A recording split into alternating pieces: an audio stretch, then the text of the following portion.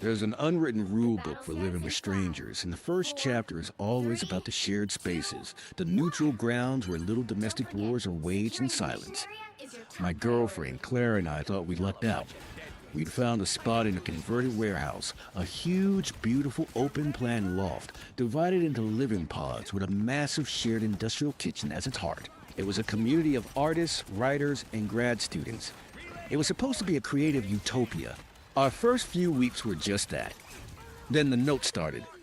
The first one was taped to our pod's door, written on thick, cream-colored cardstock in a flawless, looping cursive that felt both elegant and accusatory.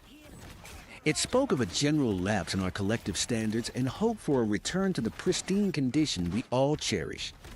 It was signed, "A Concerned Neighbor." We knew exactly who it was.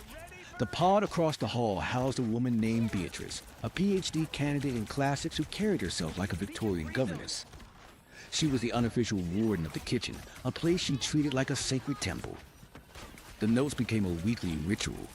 One week, it was for a microscopic smear of mustard left on the counter. The next, a single grain of rice that had escaped its pot. They were never addressed to us by name, but they were always taped to our door, and sometimes to the door of the quiet elderly musician who lived at the end of the hall. Clara and I became neurotically clean. We scrubbed, we wiped, we double-checked every surface. It made no difference. Beatrice would still emerge from her pod, her expression pinched with disappointment, and perform a loud, sigh-filled re-cleaning of a countertop we had just sterilized. The air in the kitchen grew thick with a tension you could cut with one of her perfectly polished knives. One Saturday morning, I went to use the high-end espresso machine, the one Beatrice polished daily. As I waited for it to heat up, my eyes scanned the gleaming stainless steel sink. And there it was. Lying innocently on the drainer was a bizarre object, a clear acrylic plate molded to the shape of a human jaw. But this was no simple retainer. Embedded within the plastic shimmering under the track lighting were dozens of tiny iridescent crystals.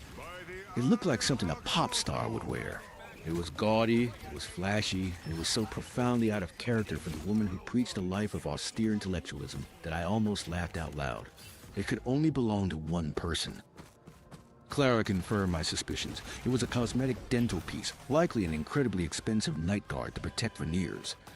For weeks we had been tormented by this ghost of uncleanliness, and here was the